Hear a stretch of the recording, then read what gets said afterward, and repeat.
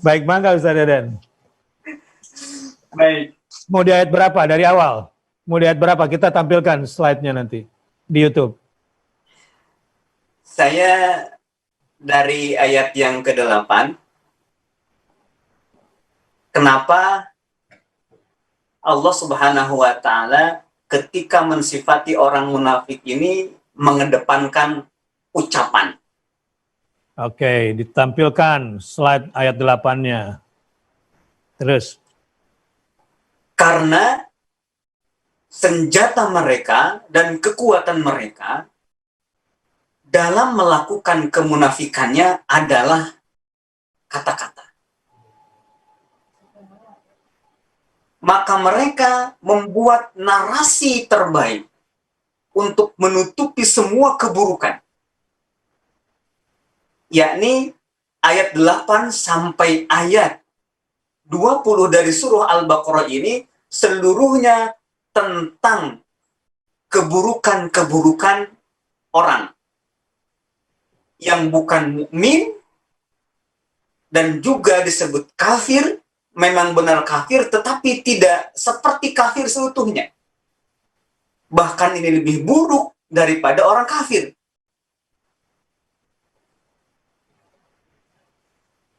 Nah, keburukan yang paling mereka pegang, ternyata kalau mereka punya sifat yang buruk dalam hatinya, yaitu kemunafikan, maka yang lebih buruk itu adalah kata-katanya yang berupaya menutupi kemunafikan itu. Dibuat narasi paling hebat.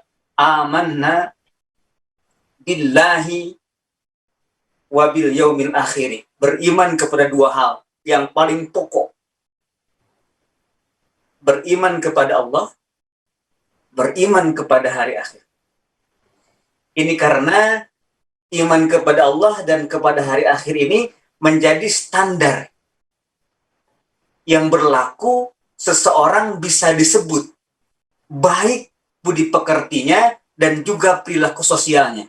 Makanya dalam sebuah hadis, man kana yu'minu billahi wal yawmil akhir falyaqul khairan aw liyasmut. Falyukrim jarahu. Ada lagi falyukrim dhaifahu. Barang siapa yang beriman kepada Allah dan kepada hari akhir, maka hendaknya dia berkata-kata baik, hendaknya kalau tidak bisa berkata-kata baik, maka diam. Hendaknya juga memuliakan tamu, hendaknya juga memuliakan tetangga. Nah, orang munafik dengan kata-kata amanna billahi wa bil yaumil akhir ini hendak menutupi semua keburukan hatinya, permusuhan dalam hatinya dengan narasi terbaik mereka. Seakan-akan mereka itu benar-benar beriman kepada Allah, beriman kepada hari akhir, sehingga mereka pun sebenarnya tidak pernah mengatakan kata-kata yang buruk. Juga mereka pun tidak pernah melakukan hal-hal yang buruk kepada tamu dan kepada tetangganya, tetapi langsung dibalas oleh Allah, wa ma hum bimu'minin. Tapi mereka tidak benar-benar beriman. Kalau tadi disimpulkan bahwa orang munafik itu mengaku beriman. Ada bahasa kerennya, pura-pura iman. Wow, Kang Boni perlu dikomen ini. Ini mulai ini. Pura-pura dalam perahu, pura-pura tidak tahu. Kura-kura kan? Oh, kura-kura, iya. Pura-pura iman berarti ya? Iya, pura-pura iman. Kemudian ayat ke-9-nya itu gimmicknya. Kalau ayat ke-8 itu kata-katanya, ayat yang ke-9 gimmicknya. Tampilan tubuhnya dibalik narasi amanna billahi wa bil yaumil akhir, yaitu mengelabuhi orang mukmin, mengelabuhi orang mukmin agar orang-orang mukmin percaya bahwa mereka itu bagian dari mukminin, sehingga nanti digambarkan dalam perumpamaan pada ayat yang ke-20, juga ada ayat yang sebelumnya. Tetapi kata Allah, yang mereka tipu bukan orang mukmin. Sebelum mereka sampai menipu mukminin, maka tipuan itu sebenarnya mereka sedang menipu Allah. Itu bodohnya mereka. Mereka menipu yang tidak bisa ditipu. Maka wa ma yakhda'una illa anfusahum wa ma yash'urun. Mereka itu sebenarnya sedang membuat lubang untuk saudaranya celaka, padahal yang masuk ke situ adalah diri mereka. Nah, setelah gimmick dan perilakunya dibalik narasi amanna billahi wa bil yaumil akhir, maka dilukiskan hatinya. Jadi rusak lahir batin ini orang ini. Hatinya ada penyakit, dalam tafsir penyakit maksudnya keraguan, dan keraguan itu tak lain adalah nifakun itu sendiri. Karena di sini dari ayat yang ke-8 sampai ayat yang ke-20 tidak ada kosakata nifak dan munafik. Tetapi adanya kosakata marad. Kata nifakun yang ini munafik dan kata syakun yaitu ragu, itu disebut dengan satu kata di sini, itu penyakit. Dan Allah Subhanahu wa taala langsung berikan penderitaannya kontan. Fazadahumullahu marada wa lahum azabun alimun bima kanu yakdzibun. Azab yang pedih dan tambah rasa sakit itu disebabkan mereka berdusta. Allahu akbar.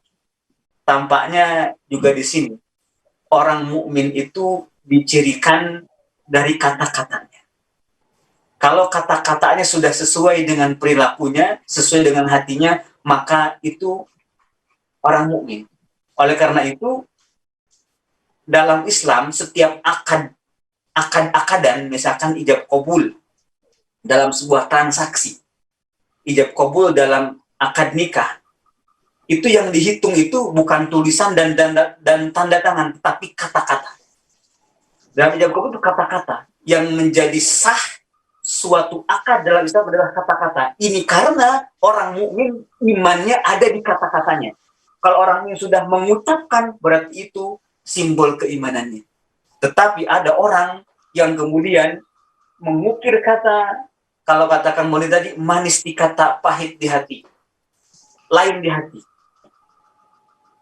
Allahu akbar. Kang Boni, Masya Allah. bagaimana penjelasannya Ustaz Deden? Aku dari yang Abi sampein sama Ustaz Deden sampein, aku nangkep sesuatu, Ustaz. Ini luar biasa. Tapi aku fokusnya ke sini sebenarnya. Fokusnya itu aku ke akhir ayat yang tadi dibaca Ustaz Deden sama tadi yang diterjemahkan sama Abi dan juga Ustaz Deden. Anda lihat di sini Ustaz, akhirnya itu luar biasa kata-katanya itu. Yang pertama tadi aku catat Ustaz. Ya, alhamdulillah saya catat setiap perkataan Ustaz Deden, insya Allah.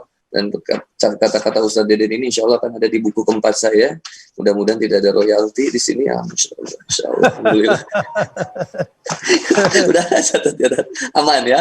Oke, sahih Ustaz ya. Alhamdulillah. Khair. Masya Allah. Jadi, ini Ustaz, anak tuh indah banget. Maksudnya indah banget tuh. Ini bergetar banget. Soalnya di akhirnya satu, wama yasurun. Yang kedua, walakil la yasurun. Yang ketiga, walakil la ya'lamun. Lalu kemudian mana lagi? Ya itu ya. 3 itu Tat. Jadi di sini intinya mereka tidak sadar dan tidak tahu. Hati-hati, ini obat munafik nih guys, brother and sister Villa. Ini nggak bisa pergi ke dokter. Nggak bisa. Ini ibarat orang sakit itu ke dokter tuh nanya gitu. Dok, pas sudah nyampe ke dokter, dokternya nanya, kamu sakit apa? Dia bilang gini, masa dokter bertahun-tahun kuliah nggak tahu saya sakit apa?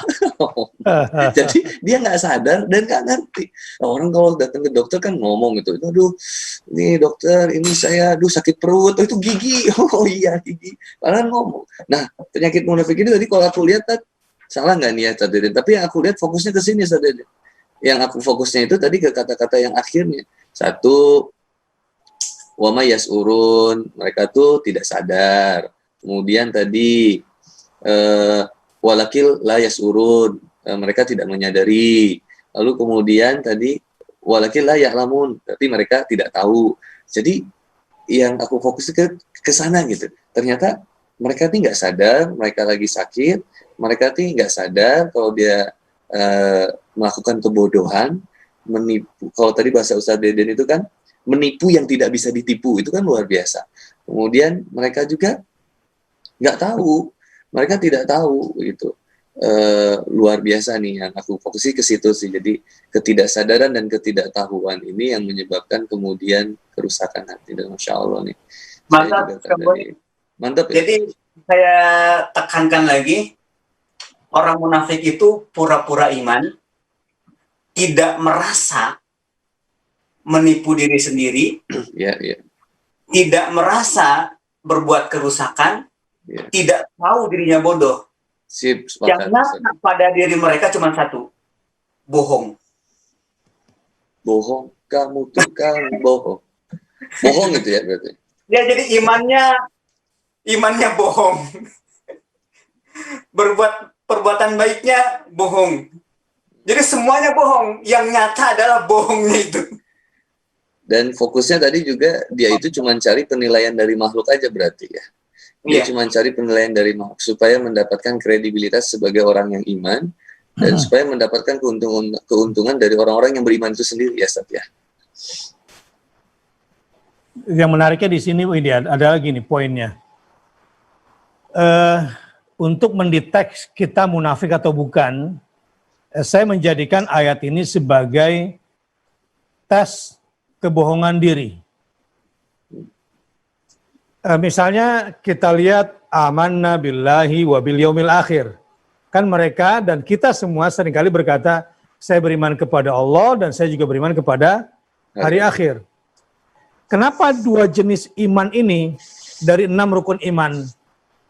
Ya karena dua jenis iman inilah yang dijadikan oleh Allah sebagai standar penilaian dalam perilaku kita. Kita ini mukmin sejati atau mukmin imitasi alias munafik sejati. Dua ini standarnya, makanya kalau saya ngetes apakah saya munafik atau bukan, ya lihat saja perbuatan saya.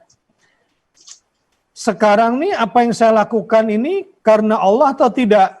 Yang kedua, akhirat oriented atau tidak? Kalau dalam pekerjaan saya sekarang ini tidak ada Allah, tidak ada akhirat, walaupun kelihatannya baik, kelihatannya agama, ini nol di hadapan Allah. Allah. Dan boleh jadi saya munafik kalau begini jadinya. Itu biasanya kalau ingin jadikan ayat ini sebagai tes kebohongan diri.